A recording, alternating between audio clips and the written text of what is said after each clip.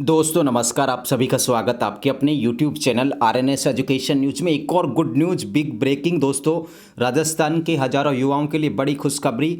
एक और नई भर्ती की विज्ञप्ति जिसे कहते हैं पशु परिचर अर्थात एनिमल अटेंडेंट भर्ती की विज्ञप्ति जारी कर दी गई है। राजस्थान पशुपालन विभाग की वैकेंसी है। कुल पदों की मैं बात करूँ 5934 पद हैं, 5934 पद हैं और जिसमें से 5281 NTSP अर्थात अनुसूचित गैर अनुसूचित क्षेत्र के हैं।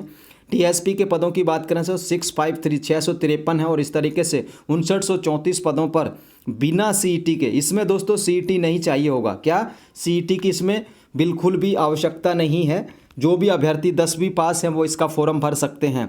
अब दोस्तों इसमें काफ़ी सारे रूल्स दिए गए हैं, उनको पढ़ लेते हैं, बता देते हैं। सबसे पहले दोस्तों इसमें देखिए जो फीस है OTR यानी कि वन टाइम रजिस्ट्रेशन करना होगा। किसी ने वन टाइम रजिस्ट्रेशन कर रखा है तो उसे फीस नहीं देनी होगी।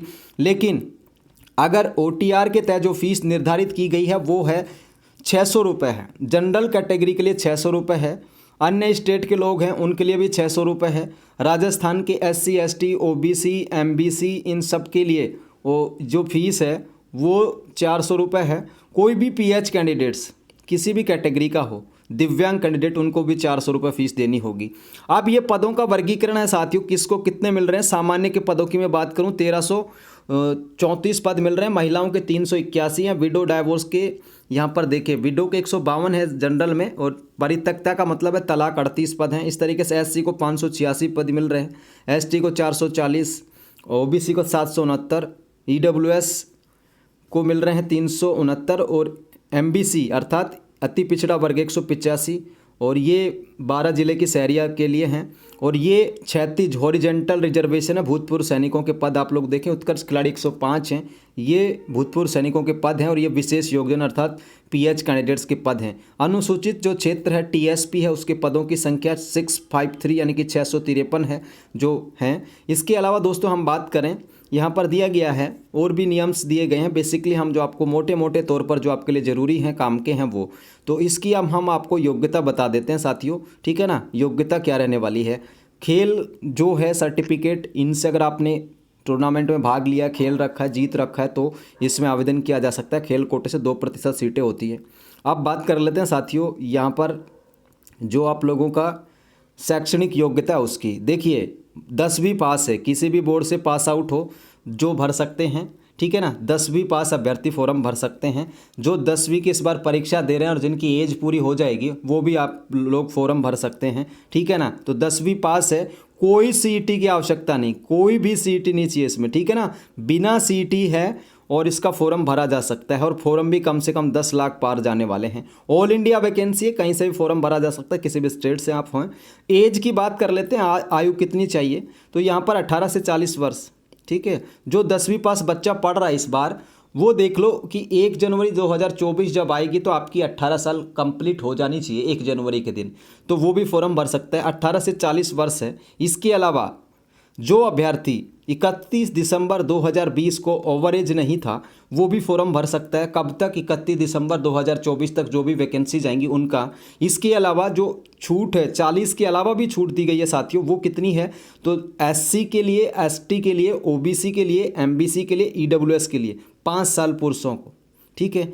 जनरल की जो महिला अभ्यर्थी है सामान्य वर्ग की, उनको भी 5 साल की छूट और SC ST OBC MBC EWS इन सब की महिला अभ्यर्थियों को 10 वर्ष की छूट दी गई है एज में, यानी कि 40 में 10 जोड़ लीजिए 50 और इसमें 5 जोड़ लीजिए 40 में 5 45, ठीक है। ये एज की बात हो गई। अब दोस्तों इसकी जो फॉर्म की जो डेट है वो 13 अक्टूबर से शुरू हो रही है। कितने तारीख से, 13 अक्टूबर से, 13/10 से और आप लोगों के 11 अक्टूबर तक, 11 नवंबर तक, ठीक है।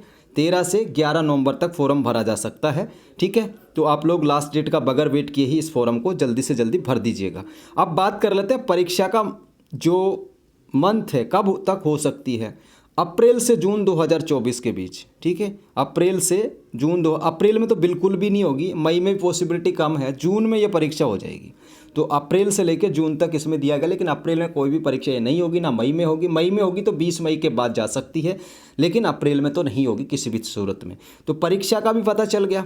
अब भाई साहब इसमें आप लोगों को सिलेबस क्या चाहिए वो बता देते हैं। देखिए जो सिलेबस है वो देख लीजिए।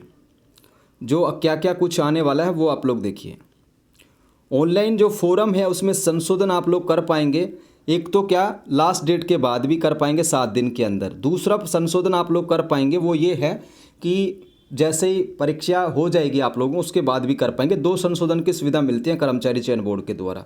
अब आप लोगों को यहाँ जाति मूल के बारे में बताया गया है। जाति प्रमाण पत्र जो है आप लोगों का ओबीसी से हैं, एमबीसी से हैं, तो लास्ट डेट से पहले जो है अगर 1 साल से ज़्यादा पुराना नहीं है तो लगा सकते हैं। 1 साल से ज़्यादा पुराना है लास्ट डेट से पहले तो भी लगा सकते हैं, लेकिन एफिडेविट देना पड़ेगा। कोई अगर लास्ट डेट के बाद नया बनवा लेता है और आप पुराने से लगा देता तो उसे एक शपथ पत्र देना होगा। ये ओबीसी, एमबीसी, ईडब्ल्यूएस के लिए है। बाकी एससी एसटी के पुराने जाति प्रमाण पत्र चल जाएंगे।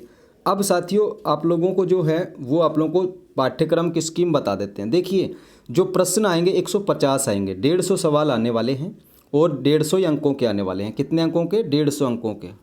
150 सवाल, 150 अंक और 3 घंटे की टाइमिंग मिलेगी साथियों। अब जो सवाल आने वाले हैं उसमें भाग ए और भाग ब आएगा। ए और ब आने वाला। अब ए में जो भाग सवाल आएंगे 105 आएंगे और बी में जो आएंगे वो 45 आएंगे। 5 ऑप्शन आप लोगों के सामने होंगे। कितने होंगे? 5 ऑप्शन होंगे और 150 सवाल होंगे।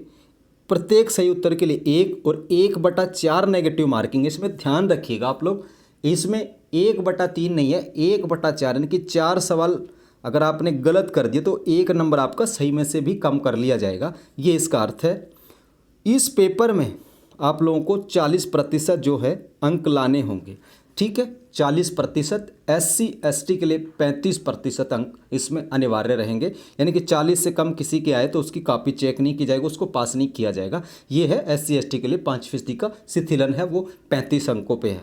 अब दोस्तों देखिए 105 सवाल आएंगे वो राजस्थान जीके से रिलेटेड होंगे और उसमें आप लोगों का क्या क्या आएगा? राजस्थान राज्य के विशिष्ट संदर्भ के साथ माध्यमिक स्तर के सामान्य ज्ञान जिसमें दैनिक विज्ञान यानी कि साइंस, एवरीडे साइंस आने वाला है।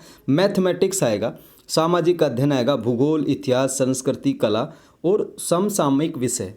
ठीक है, समसामयिक विषय यानी कि करंट अफेयर्स आने वाली है। ठीक है, ये टॉपिक्स हैं आप लोगों के 105 नंबर्स के। और जो ब भाग आएगा भाई उसमें 45 अंकों का आएगा। ठीक है, वो क्या आने वाला है? पशुपालन से संबंधित निम्न बिंदुओं का, जिसमें प्रदेश की प्रमुख देसी नस्लें, कृत्रिम गर्भाधान, बंदियाकरण, संकर प्रजनन, ये सारे टॉपिक्स में दिए गए। जो पशुओं से रिलेटेड हैं वो सारे के सारे जो हैं वो डेयरी विकास, ठीक है, पशु गणना, पशु मेले, गौशाला प्रबंधन, साफ सफाई का महत्व, गोबर मूत्र का उचित निष्पादन। तो ये जिसमें एग्रीकल्चर वाले बच्चे हैं 12वीं से या जिन्होंने एलएसए कर रखा है उनके लिए फ़ायदेमंद हो सकता है। वो लोग इसमें ये 45 अंकों में टोटल थोड़ा करेंगे। बाकी 105 अंकों की जीके, मैथमेटिक्स, भूगोल, इतिहास, कला, संस्कृति, करंट अफेयर्स वगैरह ये आने वाले हैं साथियों। ठीक है, ये आप लोगों का सिलेबस रहने वाला है जिसके तहत आप लोगों की परीक्षा होगी। तो फॉर्म भर दीजिए 13 अक्टूबर से। लास्ट डेट 11/11 रहेगी यानी कि 11 नवंबर तक। 5934 पोस्ट हैं, 5934 पद हैं और 10th पास भर्ती है। कोई इसके अलावा 10वीं के अलावा और कोई योग्यता नहीं चाहिए। बिल्कुल क्लियर बात है। ठीक है, नोटिफिकेशन टेलीग्राम पर मिल जाएगा, लिंक डिस्क्रिप्शन में दिया गया है। और इस वीडियो को शेयर कर दीजिए और पसंद आए तो हमारा टेलीग्राम चैनल ज्वाइन कर दीजिए और इस वीडियो को सब तक पहुँचाए जो 10वीं पास बच्चे उन तक। धन्यवाद। जय हिंद, जय भारत।